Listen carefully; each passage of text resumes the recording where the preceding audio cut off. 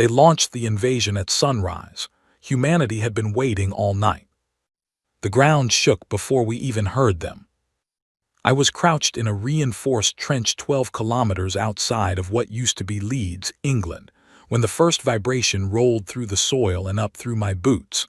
My name is Mara Voss. I am 29 years old. I was a mechanic before all this. Now I hold a rail-assisted pulse rifle that I helped build with my own hands, and I am waiting for something from the sky to try to take my planet. The shaking was not from their landing. It was from ours. 240,000 human soldiers shifting into final position across a 16-kilometer front line. The kind of coordinated movement that takes a lifetime to master. We had done it in 11 months. 11 months.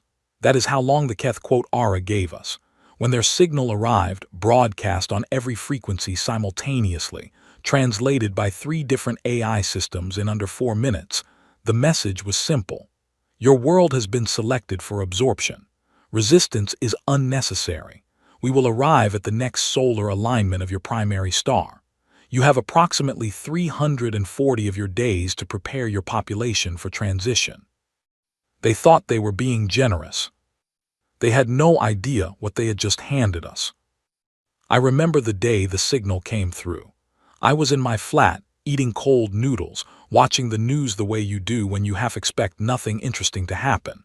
Then every screen in the world switched at once. Every phone, every billboard, every television in every bar and waiting room and hospital lobby. The same message in every language simultaneously.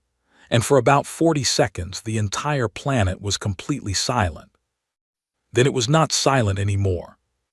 I won't describe what those first weeks looked like.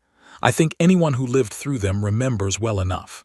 Fear, grief, denial, rage, all of it in layers in every city and village and lonely farmhouse on the planet. People said goodbye to things. People argued about whether any of it was real. People prayed. People ran. But then something happened that the HFY, in all their thousands of years of conquest, had clearly never anticipated. We got organized. Not slowly, not reluctantly, not the way humans usually organize, which is to say badly and after tremendous argument. We got organized the way a living thing gets organized when it finally, completely understands that it is in danger. Every government on Earth held an emergency summit within 72 hours. 48 hours after that, every military alliance on the planet had been dissolved and replaced by a single unified command structure. Borders did not disappear. People still went home to their families, still cooked their own food, still argued about football, but when it came to what we were building, what we were planning, what we were preparing, there was one voice and it spoke without hesitation. The factories ran without stopping, not for profit, not for politics, for survival. I was recruited into the Defense Corps in the first month. My background in mechanical systems got me assigned to a forward installation team. I spent the next 10 months helping construct the very trench I was now sitting in, along with 17 other interlocking defensive lines that stretched across the projected landing zones. The HFY signal had inadvertently helped us calculate. Because that was the other thing about their message. It told us exactly when they were coming. And if you know when, you can know where. And if you know where, you can prepare. The person to my left was a man named Owen Garrett. Owen had been a secondary school history teacher before the signal arrived. He was now one of the most accurate long-range marksmen in our unit. He had the kind of face that looked permanently calm, which I had come to understand was not an absence of fear but a decision not to show it. He was 41 years old. He had a daughter who had been evacuated with the rest of the civilian population to the northern shelter networks 3 weeks ago. He had kissed her forehead at a transport station and then come back to his post without a word. To my right sat a 17-year-old named Cal Briggs. Cal should not have been there. The official recruitment age was 18, but Cal had falsified his records with a level of technical skill that, once discovered, had immediately earned him a promotion rather than a discharge. He was the one who had spent the last 4 months modifying the rail feed systems on our heavy emplacements, and the adjustments he made had increased their penetration efficiency by 31%. The colonel had personally reviewed his work and said nothing except that Cal had better stay alive long enough to explain his methods to the engineering corps. The colonel was a woman named June Harlow. She was 63 years old, built like someone who had never once in her life sat down when she could stand. She had fought in conflicts on 3 continents before any of this. She had more scars than she had stories, and she had a great many stories. She was standing at the edge of the trench line right now, looking at the sky with her arms folded behind her back, as though she were simply waiting for a bus. The horizon behind her was glowing. Not with sunrise. Sunrise was still 40 minutes away. This glow was different, cold at its edges, shifting, the kind of light that did not belong to any natural process on this planet. It was the re-entry heat of several hundred dropships burning through our atmosphere in tight formation.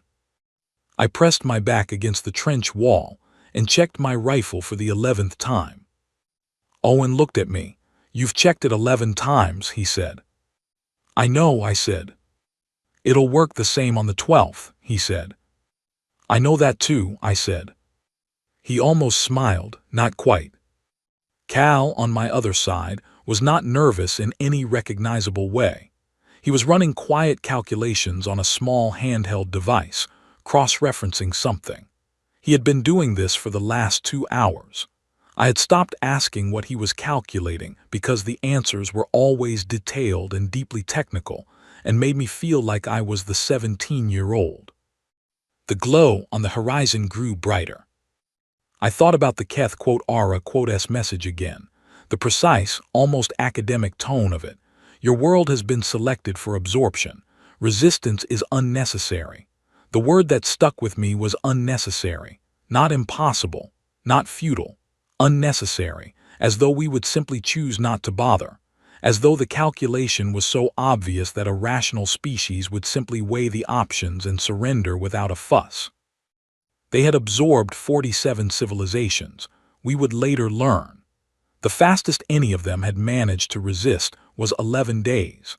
The Keth *Ara* had developed their entire military strategy around the assumption that intelligent life, when faced with an overwhelming and technologically superior force, would prioritize self-preservation over resistance. They had never met a species that defined self-preservation differently. Because here is what they did not understand about us, could not have understood from the outside looking in. We do not deal well with being told what to do. We do not respond to ultimatums the way other species apparently do.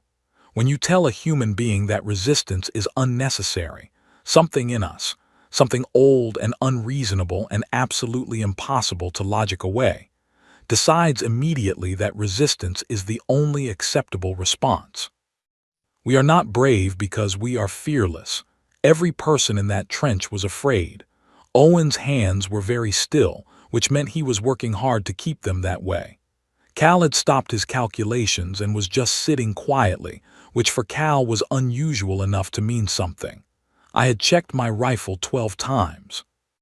We were afraid. We were also ready. And in 11 months, we had made sure those 2 things were not contradictions. The dropships broke through the cloud layer. They came in formation, perfect, geometric, almost ceremonial. There were exactly 312 of them in the first wave. We had estimated 300, 2 off. Cal had said 310. We were both wrong. Colonel Harlow did not move from her position at the edge of the trench. She watched them descend with the same expression she used when reviewing supply manifests, focused, unhurried, processing. Then she looked down at the trench line, met the eyes of every soldier she could see, and spoke in a voice that carried exactly as far as it needed to. "Hold," she said. "We hold until they're down." The ships continued their descent. The ground shook harder now. Somewhere in the distance, I could hear the sound of 312 engines adjusting for landing. The sound was enormous and strange, and completely unlike anything human machinery made. But the important thing, the thing I remember most clearly from that moment, was the silence from our side. Not one voice, not one premature shot, not one person breaking position. 312 ships came down out of the sky expecting panic. What they found was stillness. And the stillness was so much more frightening than any noise could have been. I pressed my rifle against my shoulder. 40 meters ahead of the trench line, the first Cathara dropship touched the soil of Earth. I breathed in. I breathed out. And then Colonel Harlow said the one word we had been waiting 11 months to hear. Now. The Cathara disembarkation sequence lasted precisely 14 seconds. I know this because Cal had timed their previous maneuvers from intercepted footage and told us what to expect. They were efficient. I will give them that. The ramps extended, the formations moved, and within 14 seconds of touchdown there were approximately 9,000 Cathara ground units standing on English soil. They were taller than I expected. Lean, angular, with elongated limbs and a forward-leaning posture that made them look like they were permanently mid-stride. Their armor was a deep, shifting blue-gray that changed slightly as the light caught it. Their weapons were long and elegant in a way that made ours look industrial by comparison. They looked exactly like what they were, a species that had done this 47 times and never once lost. They scanned the landscape. They saw the empty fields, the quiet road behind us, the still trench lines. Their formation commanders signaled something to one another.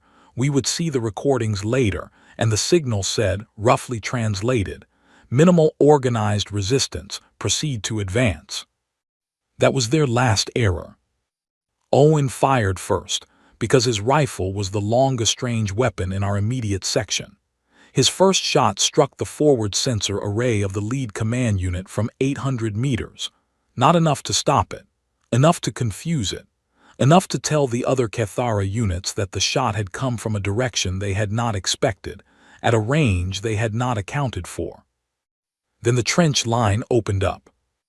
Not just our trench, every concealed battery, every roof-mounted platform, every underground rail emplacement that Cal had spent 4 months adjusting to hit at angles their shield geometry had never been designed to handle. The Cathara shields were remarkable technology. They were designed to absorb and deflect directed energy and high-velocity projectiles from standard attack vectors, straight lines, predictable arcs. What they were not designed for was the specific 43-degree lateral approach angle that Cal had worked out mathematically and quietly integrated into every emplacement in our sector. The first volley of shots went through their front line's shields like they were not there. I watched Cathara armor crack. I watched units go down. I watched the perfect geometric formation break into something irregular and confused, and I felt something rise in my chest that was not quite satisfaction and not quite grief, but was very much both at once. They returned fire immediately. They were good at what they did. I want to be honest about that. They did not freeze, did not hesitate. Within 3 seconds of our first volley, they had identified firing vectors and begun returning fire with precision. The trench walls around us took the brunt. Reinforced composites that our engineering teams had spent 5 months layering specifically for this exchange. The walls held. Here and there someone in the line shouted a hit, a graze, a close impact, but the line did not break. Cal was already at the rail feed controls for our section's heavy emplacement. His hands moved quickly and without panic. The emplacement hummed, adjusted, and fired a single shot at a Cathara dropship that had lifted slightly off the ground in an attempt to reposition. The shot caught the undercarriage at the precise point where the hull plating met the landing strut assembly, and the ship came down hard on its side, not burning, just broken, blocking the advance route for 6 units behind it. Owen looked at Cal. Cal shrugged. The math was straightforward. The Cathara commanders attempted a tactical reorganization. We had anticipated this. Colonel Harlow had drilled 4 separate Cathara reorganization patterns into us over the last 6 months, based on behavioral analysis of their previous campaigns. The moment their formation began shifting into what she called Pattern 2, she called it over the comms. Pattern 2, East Flank 30 seconds. The east flank adjusted. When the Cathara completed their reorganization and pushed forward, they pushed into a trap that had been set for them before they even landed. What I remember most clearly is not the sound. The sound was extraordinary, a constant layered roar of our weapons firing, their weapons returning, ships adjusting, ground units moving, but what I remember is something underneath all of it. A rhythm. Human coordination has a rhythm when it is working the way it is supposed to. Call and response, action and support, advance and cover, each piece fitting against the next. 11 months of drilling had put that rhythm into us so deeply that it operated without thought. The Cathara were precise, but precision is not the same as rhythm. We had 37 minutes of continuous engagement before their first wave commander issued the withdrawal signal. We saw the dropships begin lifting off from the northern end of the landing zone first, then the central cluster, then the southern units. They pulled back in an orderly pattern, still disciplined, still professional, but they pulled back. Our line did not pursue. Colonel Harlow had been absolutely clear on this point. No one crosses the forward marker. Not today. Pursuit invites conditions we have not trained for. We were not here to chase. We were here to hold. The last Cathara ship cleared our visual range 6 minutes after the withdrawal began. And then it was quiet. Not the waiting quiet from before. A different kind. The quiet of a thing that has just happened and has not yet been understood. Owen set his rifle down on the trench wall and looked at his hands for a moment. Then he looked at me. "They ran," he said. He did not sound triumphant. He sounded like someone checking a fact. "They ran," I agreed. Cal was already compiling data from every sensor grid in our section, feeding numbers into his handheld device. His expression was focused, but under it was something else, something careful and a little bit odd. "We hit 78% of the shield bypass targets," he said. "The angle worked consistently across all emplacement types, not just ours, the full sector." That meant it had not been a lucky calculation. It had been a correct one. Colonel Harlow came down into the trench for the first time since the engagement began. She looked at our unit, one face at a time, the way she always did, taking stock, checking conditions, noting what she needed to note. Then she looked at the sky where the Cathara ships had been. "Good work," she said. "Reload and rest what you can. This was the probe." Someone 2 positions down said, "We beat them." Harlow turned toward the voice without heat. "We beat one wave of a probe that they launched specifically to measure us. They now know we do not break immediately. They now know we have prepared." She paused. "The real fleet has not moved yet. It is still sitting in orbit with approximately 60% of their total ground force capacity still aboard." No one spoke. "We gave them information today," she said. "What they do not know, what they cannot know yet, is how much of our capacity we just used and how much we have left." She looked back at the sky. "They'll study the data from this engagement for several hours. Then they'll come back with something larger and something adjusted." "How long do we have?" Owen asked. She considered this. "Enough," she said. I looked at the sky. Somewhere up there, beyond the clouds, beyond the atmosphere, a fleet that had ended 47 civilizations was sitting in orbit above my planet, reassessing. And somewhere on the dark side of the moon, something we had built quietly and quickly, and with the kind of desperate ingenuity that only comes from having no other choice, was sitting in the dark, waiting, listening, ready. They thought they were the ones with the plan. They had never been more wrong about anything in their lives. The lull lasted 4 hours and 20 minutes. I know this because I spent most of it unable to stop checking the time, not out of impatience, out of a kind of restless, unresolvable energy that had nowhere to go. The engagement was over. My hands still remembered the weight of the rifle, still felt the vibration of the trench wall when the emplacements fired. My body had not yet received the message that the immediate danger had paused. Owen had fallen asleep sitting up, which I found slightly remarkable and very Owen. Cal was still working, though by this point even he had slowed. He was cross-referencing the engagement data against something on his device with the focused quietness of someone who had found something interesting and was not yet sure what to do with it. I sat and I thought about my brother. His name was Nate. Nathan Voss, 7 years older than me, the kind of person who remembered birthdays and fixed things before you knew they were broken. He had been living in the city of Hanover when the Cathara ran their orbital bombardment test 6 months ago. They had done it, we understood later, as a demonstration, a proof of intent, to show us that from orbit they could hit a target the size of a city block with precision. They had selected a location they identified through our own satellite data as a zone of low critical infrastructure. What their analysis had not correctly weighted was population density at midday. 216,000 people. The Cathara announced it afterward as a calibration exercise. They used that exact word, calibration. Nate had been at a market 3 blocks inside the impact zone. I had last spoken to him 2 days before. He had been annoyed about a parking fine. We had argued mildly about something unimportant. The way you argue with someone when you expect to speak to them again shortly.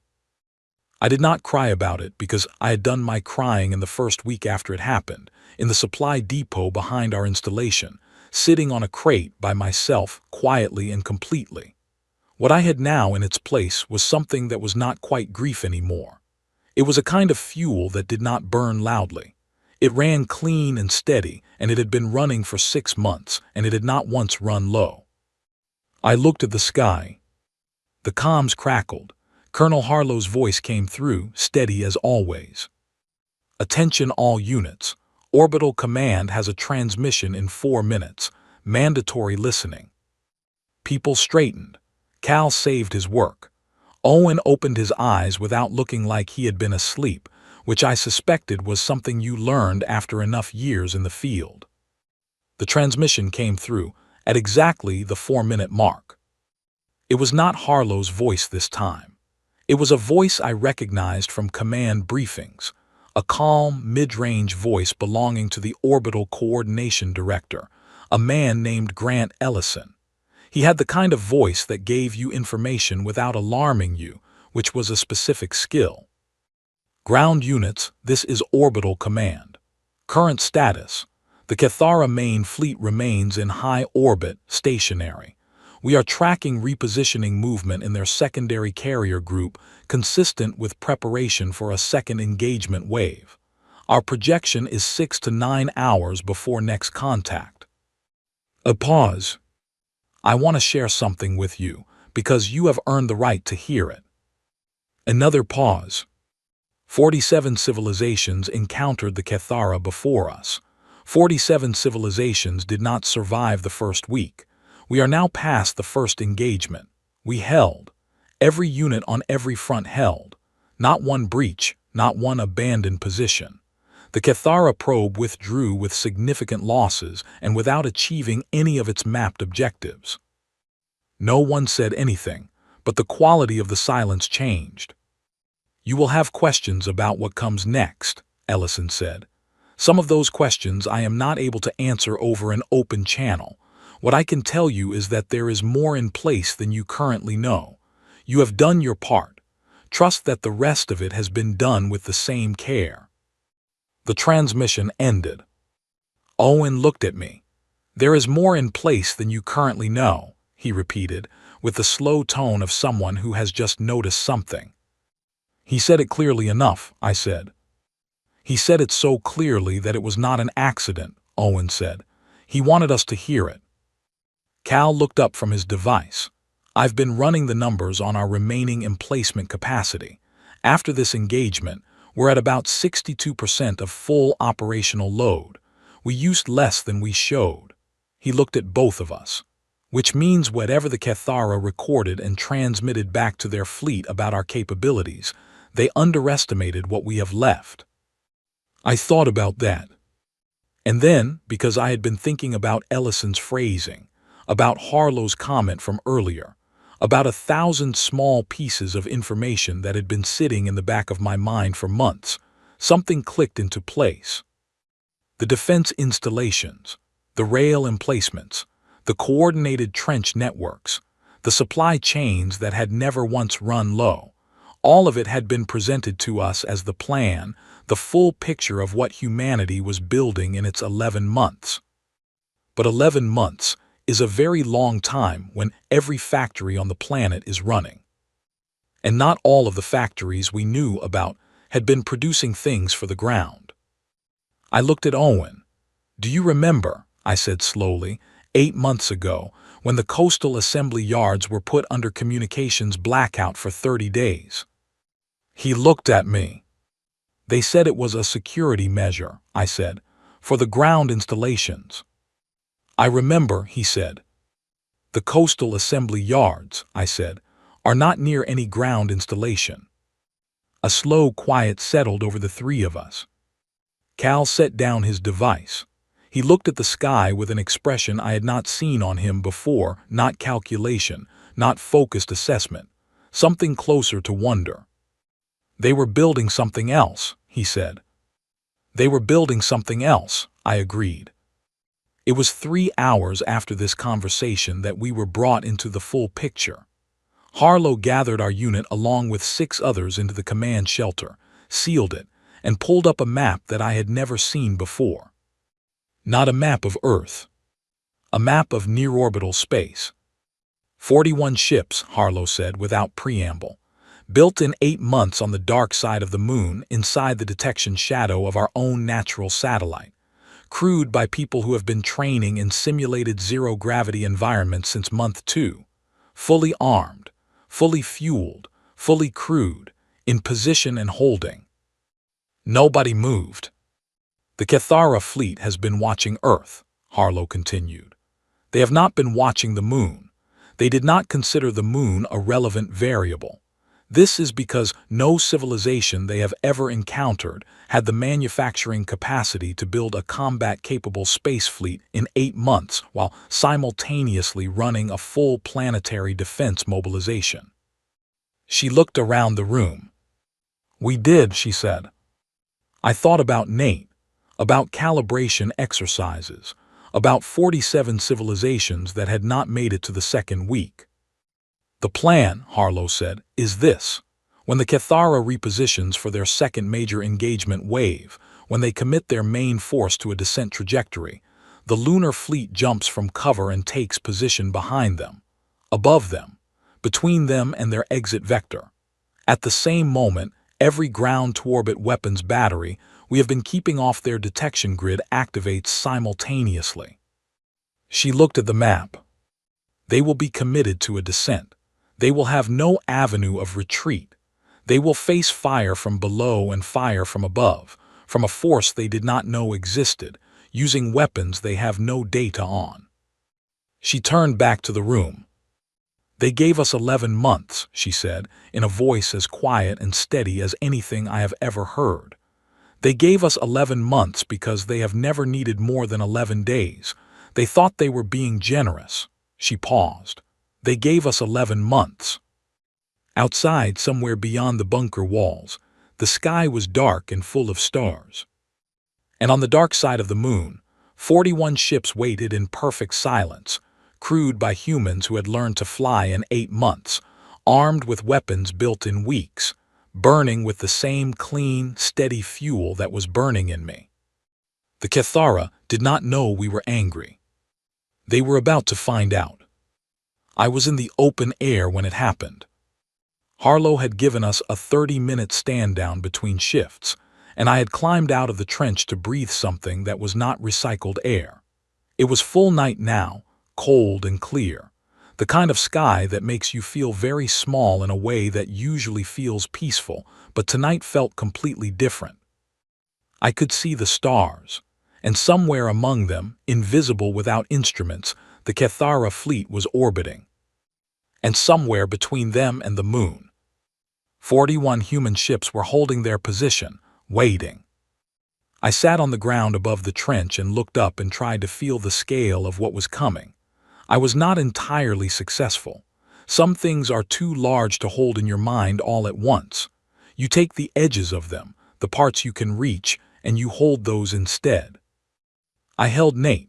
I held Owen's careful hands and Cal's quiet calculations.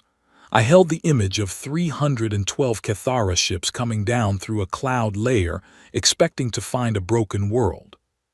Finding stillness instead. The alarm was not loud. It was a single sustained tone, low, resonant, the kind of frequency that travels through ground and air and bone. It meant one thing.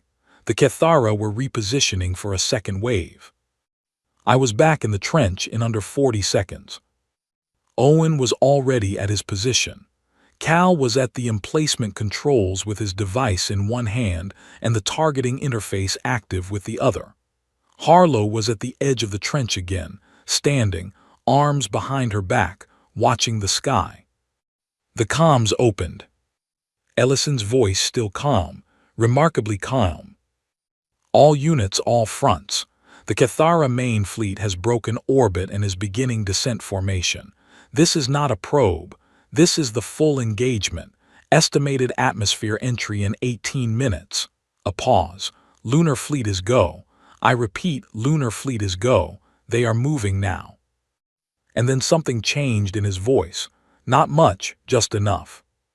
Godspeed, everyone. 18 minutes. The first 14 I spent mostly in a state that I cannot fully describe. It was not fear, or not only fear. It was something deeper than fear, something that sat below it, an awareness of being present at something that had never happened before and would never happen again. A species that had been told it had no chance, deciding that did not matter. At the 15-minute mark, the first Cathara ships hit the upper atmosphere, and the sky began to burn. They came in larger formation this time. Not the careful geometric pattern of the probe, this was a wall. A flat, wide descent arc designed to blanket a maximum surface area, to make targeting and coordination as difficult as possible for a defending force. It was the correct strategy against a force with limited coverage. We were not a force with limited coverage. Every sector activated simultaneously. I will try to describe what it looked and sounded like, but I know even as I try that words are going to fall short. Imagine 6,000 emplacements opening fire at once, targeting specific points in a descending fleet, using angle calculations refined over 11 months of preparation. Imagine the sky lit up not with the chaos of random fire, but with the precision of a plan that every person, machine, and system on Earth had been building toward for nearly a year. The Cathara return fire was immediate and heavy. They were not surprised this time. They had our positional data from the probe engagement, and they had adjusted. The first wave of return fire was significantly more accurate than before. The trench walls absorbed most of it, not all of it. I heard someone down the line go down. I did not look. I could not look. Owen was firing at a rate that I had not seen him maintain before, measured, rhythmic, each shot placed carefully, and Cal was running the emplacement at a tempo that should not have been possible without a full crew. The Cathara front line hit the ground 4 kilometers ahead of our position. They came out fast this time, no pause, no formation inspection, straight into advance. They had studied the probe data. They knew where our forward positions were. What they did not know was that we had moved them. In the 4 hours of the lull, ground teams had quietly shifted the forward emplacement positions 40 meters in 3 of the 4 sectors, not far enough to show up as significant movement on their orbital scans, far enough that the approach vectors their units had been programmed to avoid were no longer where our weapons were. Cal had suggested it. Harlow had approved it in under 2 minutes. The Cathara advance units moved confidently down their planned approach corridor. The corridor was empty. Our weapons were 40 meters to the side, with clean lines of fire along the entire length of the advance. We opened up. What followed was 22 minutes of the most intense sustained engagement I have experienced or will likely ever experience. There is no clean way to describe combat at that scale and that closeness. I can tell you that Owen kept firing.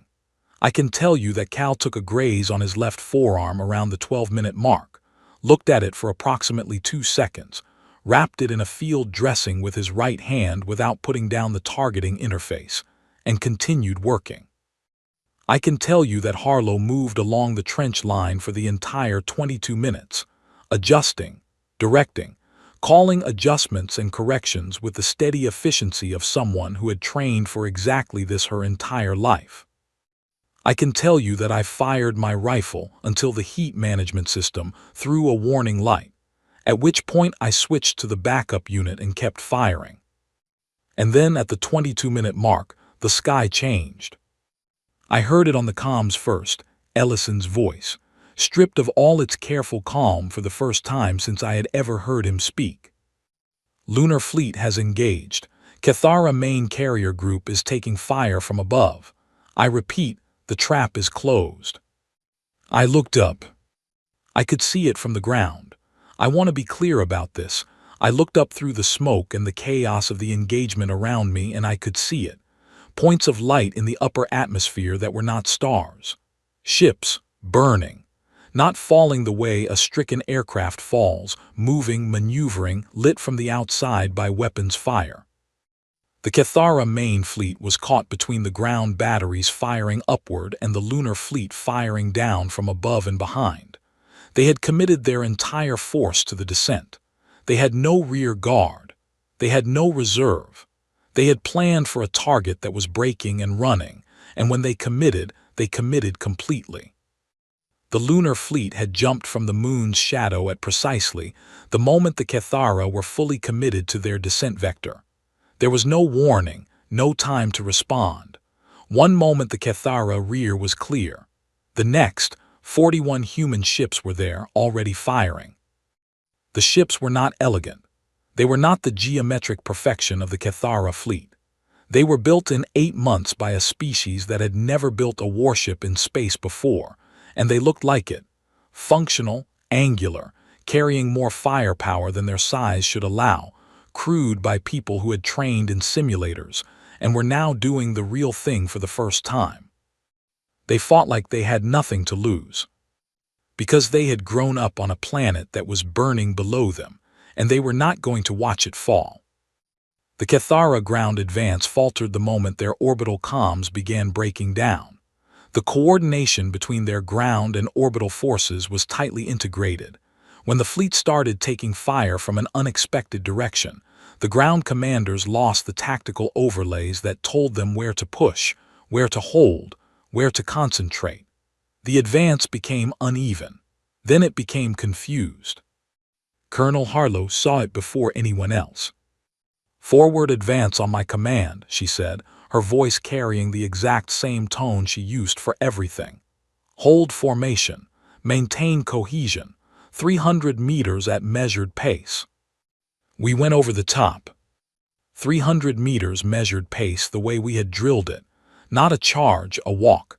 A deliberate, coordinated walk that kept our lines intact and our coverage overlapping. The Cathara units in front of us were receiving contradictory signals from their fleet, losing positional data, unable to synchronize. They fell back. They regrouped. They fell back again.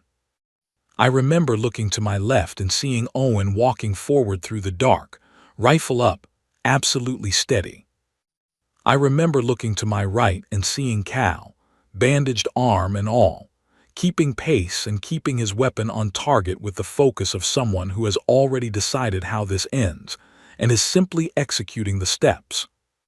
The Cathara ground units began full withdrawal at the 38-minute mark of the second engagement. Not the orderly retreat of the probe, this was a collapse. Without orbital support, without coordination, facing ground forces that were advancing instead of retreating, they fell back to their landing zones. Their landing zones were no longer safe. The lunar fleet had redirected a portion of its fire to take out the command-class dropships that were attempting to lift off and re-establish coordination. Without the command ships, the remaining transport vessels were operating on local protocols only, no strategic direction. The sky above us was a battlefield, and we were winning.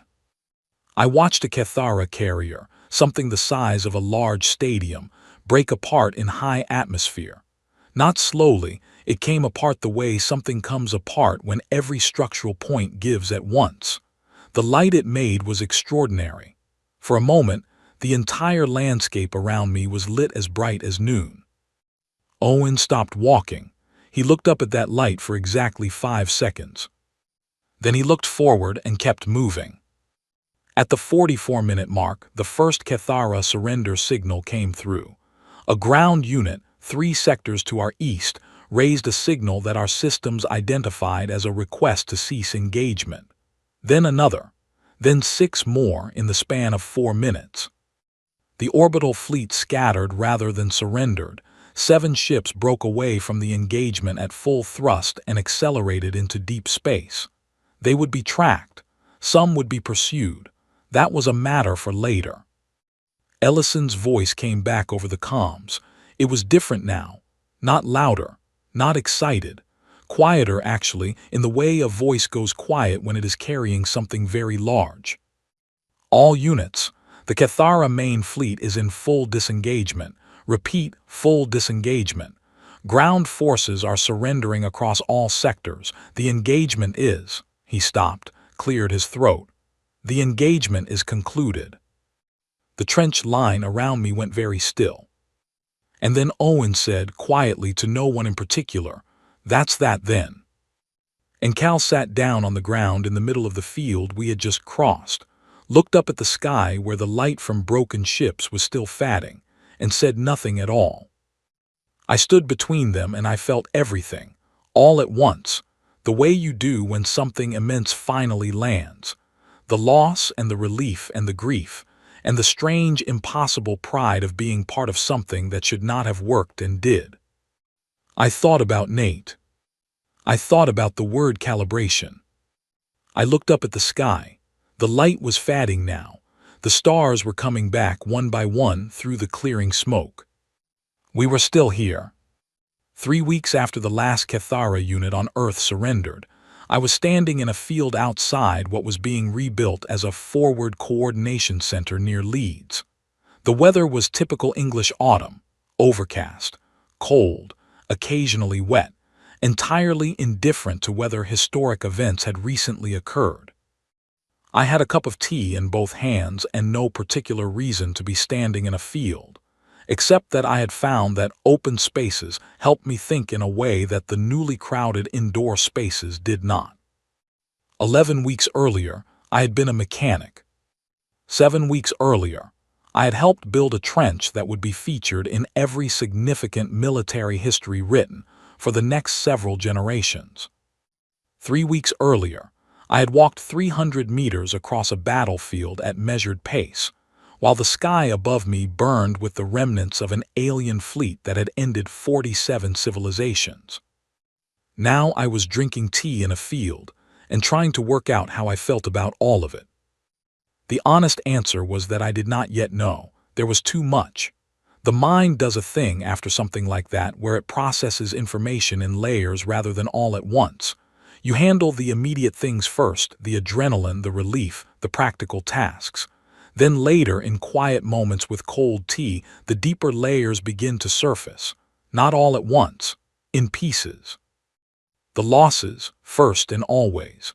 Our sector had come through the engagement better than many, but across all fronts the numbers were real and they were significant. Every number was a person. Every person had a name and a history and someone who would carry a specific absence for the rest of their life. The fact that we had one did not make those numbers smaller. I think anyone who told you otherwise was not being honest. Nate was not there to see any of it. I had thought about this every day since the battle, not with the sharp pain of the early weeks, that had softened into something that was less like pain and more like a particular kind of sadness that you carry evenly, like a weight that has been with you long enough to feel like part of your body. I talked to him sometimes in my head. I told him about Cal's arm, about Owen's 5 seconds of looking at the light, about the walk across the field. I thought he would have had something brief and dry to say about all of it. He was good at that. I was still standing in the field when Grant Ellison found me. I had not spoken to him personally before.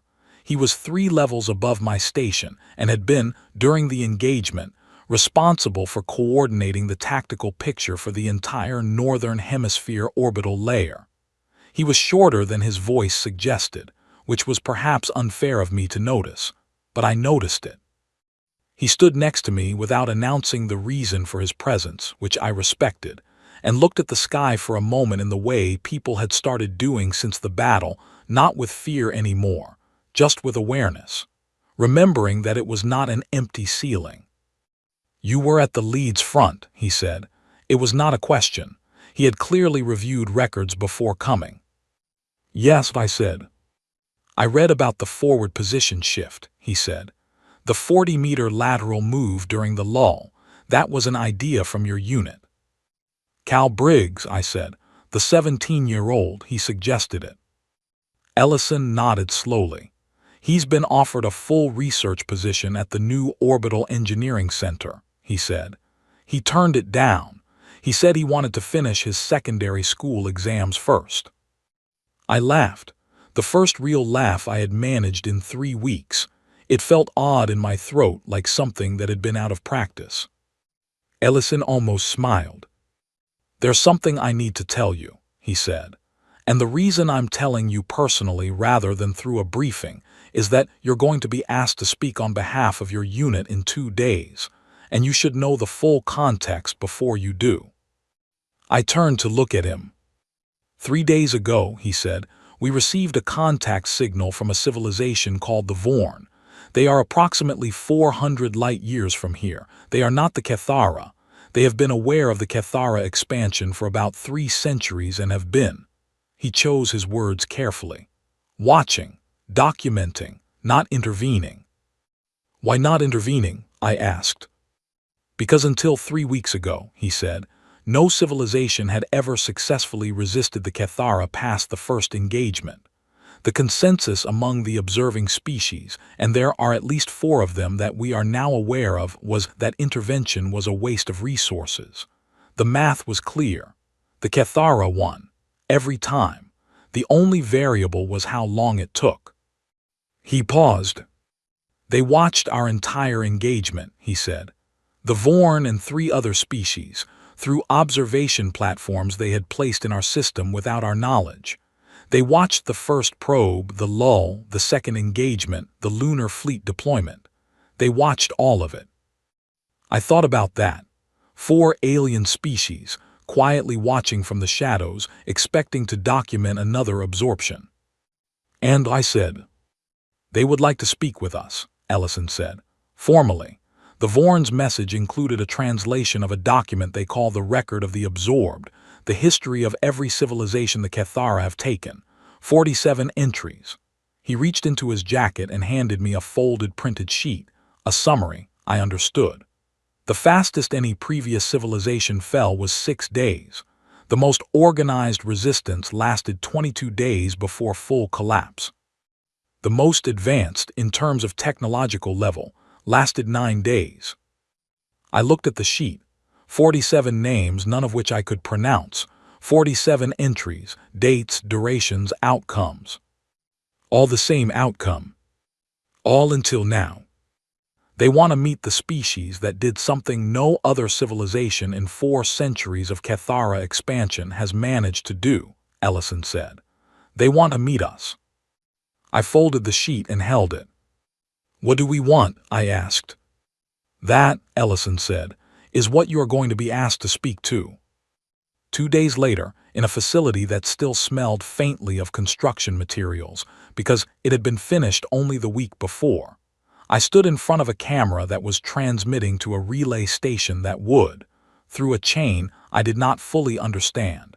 eventually reach a civilization 400 light-years away. There were 6 of us from the combat units. Owen was there, still calm, still steady, looking at the camera with the same expression he used when he looked at a new terrain map, reading it, measuring it. Cal was there with his arm in a proper medical brace now, wearing a jacket that I suspected had been borrowed for the occasion, because it was slightly too large for him. There were 3 others from different fronts.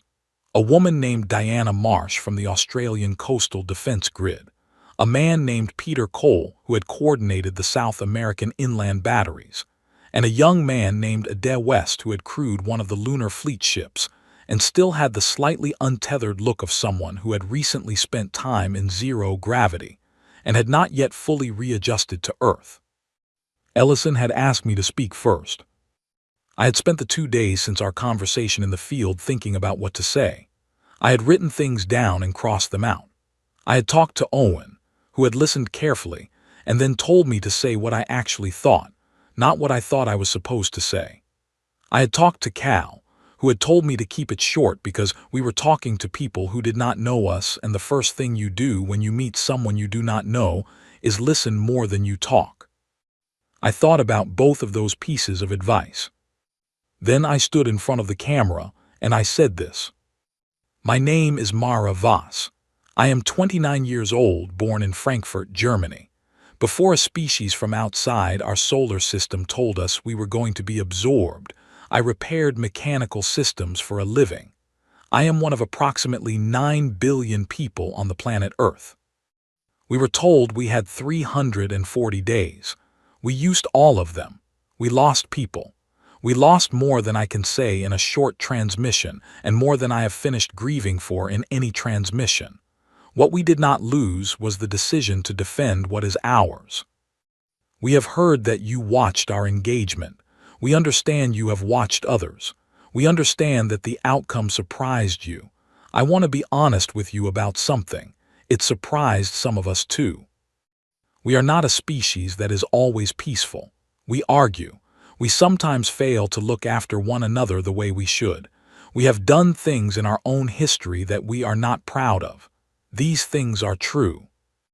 But when something comes from outside and tells us that we do not have the right to exist on our own terms, we find out very quickly that we agree with one another much better than we had assumed. You have asked to meet us. We would like to meet you. We would like to hear about the 47 civilizations in your record. We would like to understand what they were and what they built and who they were before the Cathara came. We believe that record should be larger than it is. We also want to be direct with you. We are not interested in being observed from a distance. We are not looking for approval. We are interested in honest conversation between species who share the same sky. We are interested in knowing what else is out there. Because we won, and we are still standing, and we are already looking up. I stopped. The room was very quiet. Ellison gave a single nod. The transmission was sent. Ade West, who had been watching me from his seat, said quietly, "That was good." Owen told me to say what I actually thought, I said. "That's what you actually thought?" Cal asked. "That's what I actually thought," I said. Cal considered this. Then he nodded with the careful expression he used when the data confirmed a prediction. "Good," he said. We went outside afterward. It was the same cold, overcast English sky that had been there all week, indifferent and familiar. I looked up at it the way I had started doing since the battle, with a different kind of attention than before. Not fear, not quite wonder either. Something between the two. The awareness that there were other eyes in the universe, and some of them were pointed at us, and we had just become something they had not seen before. 3 hours after the transmission was sent, Ellison received the Vorn's reply. It was brief. He read it to us in the coordination room in his steady, careful voice. "We have been watching your species for 41 years, since we first identified your electromagnetic transmissions. We have watched you argue, build, and conflict with yourselves. Our prediction models gave you a 17% chance of surviving the first probe engagement, and a 2% chance of surviving to the second wave. We revised our models after the first probe. We have been revising them since." He paused. "We accept your terms. We look forward to honest conversation." He set down the paper. "They also said something else," he added. "They said that the Cathara survivors who fled into deep space have already sent their own transmission to the broader galactic community. The transmission describes Earth." "What does it say?" Owen asked. Ellison looked at the paper again. "It says, do not attempt absorption of the third planet in the Sol system. Reason, they were prepared. They used every day. They did not run." He paused once more. "And they are still looking outward." I thought about Nate. I thought about 11 months in a trench, building something that should not have been possible. I thought about a 17-year-old with a bandaged arm who wanted to finish his exams. I thought about Owen, firing steadily in the dark, and June Harlow standing at the edge of a trench with her arms folded, watching a sky that was about to change. I thought about 47 civilizations in a record that no one had added to in 3 centuries. And I thought about how we were the first ones to be written about differently. Not as an absorbed entry, not as a duration and a collapse. As something else, something the Cathara had not encountered before, that the watching species had not predicted, that even we had not been entirely certain we were capable of until we were already doing it. That evening, I walked back out to the field outside the coordination center. The clouds had cleared for the first time in a week, and the sky was full of stars, more than you usually see from inside a city, because the city was still being rebuilt and the lights were still lower than normal. I looked up. The stars looked exactly like they always had. Distant, cold, ancient, indifferent in the way that only very large things can be.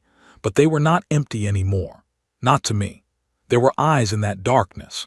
Other civilizations, other species, other histories stretched across distances I could not hold in my mind. Some of them had watched us. Some of them were receiving our transmission right now, at the speed of light, getting their first introduction to a species called humanity. I wondered what they saw. I hoped they saw what I felt when I stood in that field, not triumph exactly, because triumph without loss is not the whole truth. Not relief either, though there was relief in it. Something more complicated and more honest than either of those. We had been told we were going to be absorbed. We had been told that resistance was unnecessary. And we had spent 340 days proving that the people who said that had made a single, fatal mistake in their calculation. They had assumed we would weigh the odds. We had weighed the reasons instead. Nate was one of the reasons. The 216,000 were reasons. Every person in every trench on every front was a reason. Every child evacuated to a shelter network. Every factory worker running a double shift. Every engineer who had never built a weapon before and learned in 6 months all reasons. The whole complicated, arguing, grieving, determined, unreasonable, impossible human species, reasons. The stars were out. The planet was still here. And we were already pointing our telescopes outward, already drafting the transmissions, already building the ships that would take us further than we had ever gone. Not because we had proven we could survive. Because we had proven something more interesting than that. We had proven that when something truly matters to us, when we are all looking at the same sky, all standing in front of the same thing, all carrying the same weight, we are not what we appear to be on any normal day. On a normal day, we are difficult and divided, and too often unkind. But on the day it matters, on the day something looks at our planet and says your world has been selected, we become something that 47 other civilizations could not become. We become a single voice. And that voice says, not today. I finished my tea. The stars did not move. They never do, not on a human timescale. But somewhere out there, the light from 41 human ships was still traveling through the dark, reaching toward distances we had not yet crossed. We were going to cross them, not because we were fearless, not because we were perfect, not because we were the best species in the galaxy or the wisest or the most advanced, but because we were the most stubborn, and because this was our sky, and we were not going to let anyone take it.